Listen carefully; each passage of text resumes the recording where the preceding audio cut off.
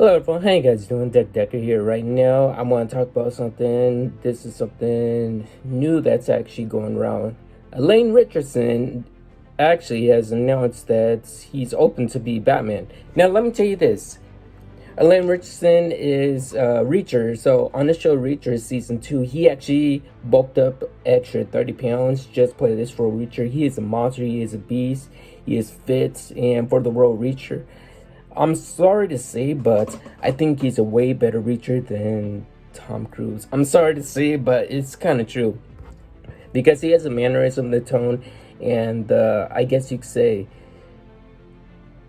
people fear him and stuff. Whenever they see him, they see a big buff guy like that's like angry all the time, serious. That man is just perfectly awesome in his elements. Now, he is familiar with the superhero franchise because he played in HBO Max's Titan, Season 1, Season 2, Season 3. Did he play in Season 4? I'm not entirely sure. Okay. Other than that, he played the role as Hank, well, aka Hawkman. So, he was Hawkman and he was pretty badass as a Titan, but could he fit the roles as a Batman?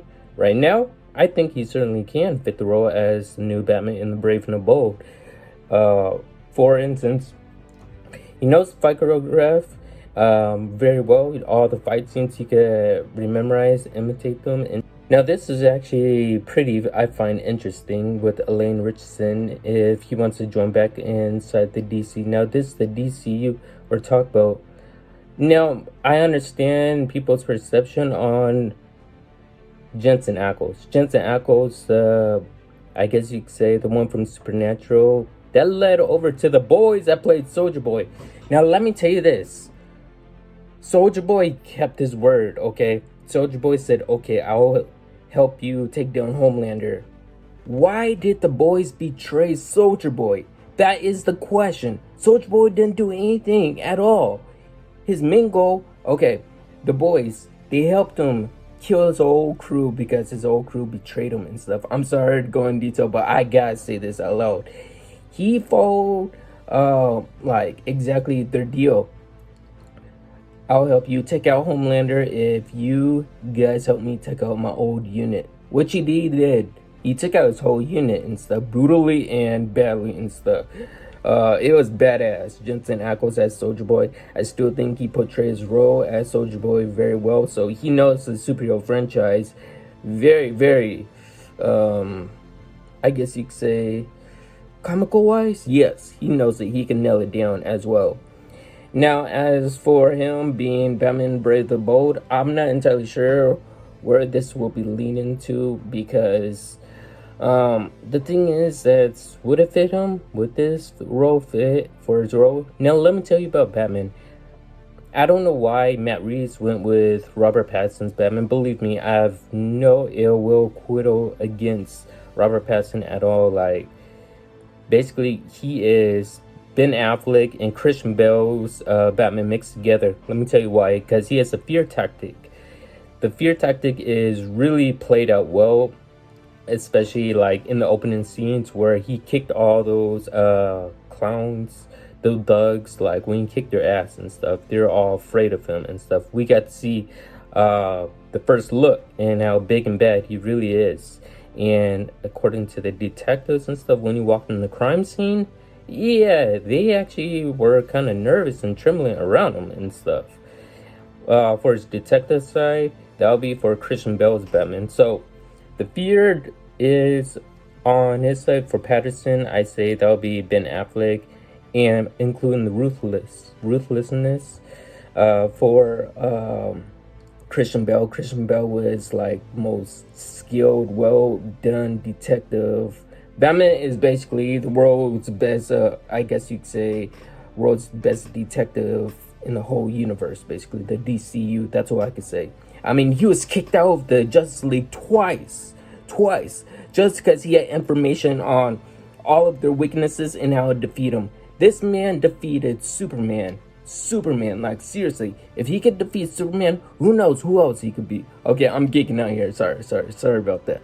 Anyways, to get back on point, for Matt Reeves is the Batman. Basically, the Batman is not from the comic books at all. It's an Elseworld movie, basically. And also Christopher Nolan's Batman, Christian Bale, was also an Elseworld movie as well. Now with Zack Snyder's Batman for Ben Affleck, now that Batman was actually inside the main DCU when Zack Snyder was like in the main control of it. Now the Snyderverse is heading over to Netflix. It's a whole different story what's going on. So at least we got that characters out of the way. And I'd say that there should be a Bat universe. Well, I mean, in a Bat universe, there should be multiple Batmans that are inside the DCU, or just have them shoot in the DCEU. I mean, technically, I think he would have been a great role for Batman Beyond. Yeah, they canceled that movie, a live action movie, the Batman Beyond. I think Jensen Ackles would have played that role good for Batman Beyond. And in this new Batman, Batman the Brave and the Bold, Elaine Richardson. Sorry, I keep on mispronouncing his name. I'm getting so excited. He should play the role as the Brave and Bold Batman inside James Gunn DCU. Let me tell you this. James Gunn wants all these superheroes he's creating to be portrait and accurate to the comic books and stuff. He's trying to think about what Zack Snyder was doing inside his mind, but he wants it to be a little bit more different, like his style basically.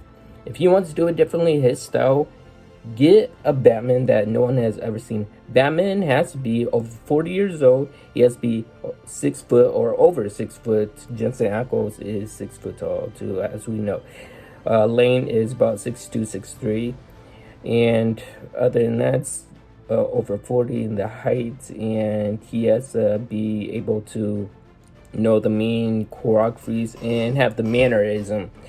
So what do you guys think?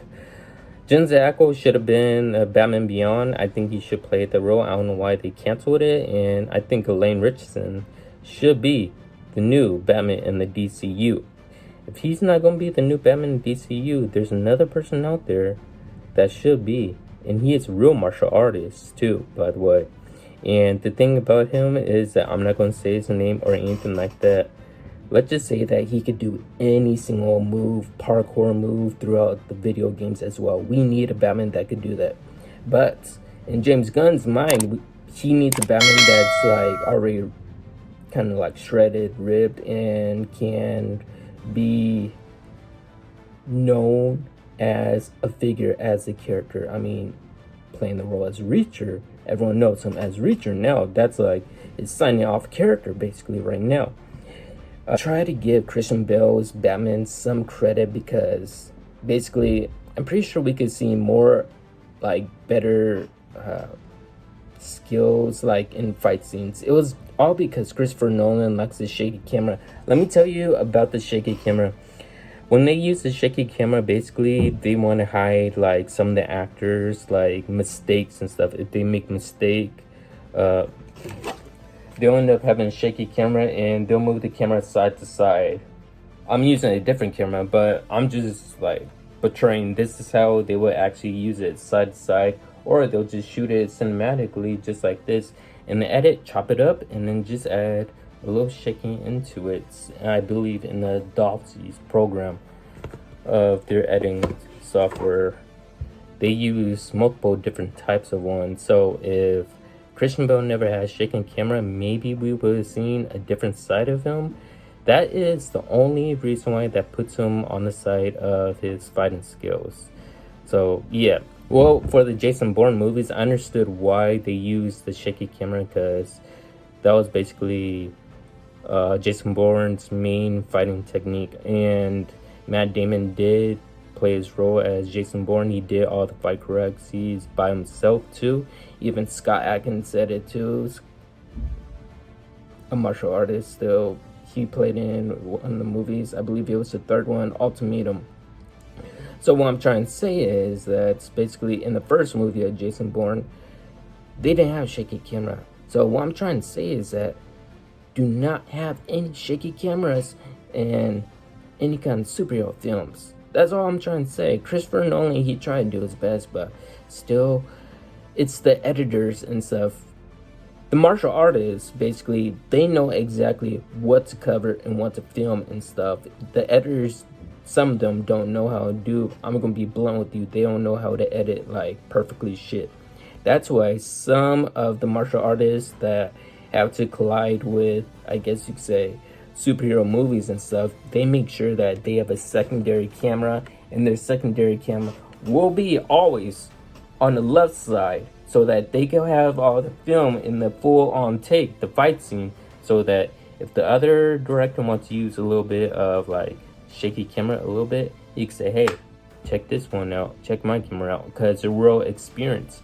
Most martial artists nowadays, they have experience in Hong Kong martial art films. Hong Kong martial art films do not have shaky cameras at all. There's actually two different directors. There's a director from the scenes, the lines that he basically directs, like each and single other martial arts and protagonist. Now, the second one is a martial arts director. He knows exactly where to shoot, where to film, and how to create, I guess you could say, one hell of a fight scene without any cuts at all. Yes, most martial arts movies, Hong Kong martial art movies, they have no cuts in them.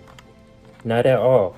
See, that's the thing, like, I really do kind of hate cuts, because when you see in cuts, that means the editor obviously cut probably one of the main important parts out of the movie. That's what I'm trying to say. For James Gunn DCU, I seriously hope that he uses a full take camera and does not cut out anything out of the ordinary. So, Batman the Brave and the Bold, he'll choose the characters very wisely. Other than that, what do you guys think about this? Who do you think should be the Batman in the Brave and the Bold? Should it be Jensen Atkins? Should it be a real martial artist? Or should it be Elaine Richardson? Hope you guys enjoyed this video. If you guys are new, subscribe to the channel as always. And yes, of course, I'll see you all in the next one.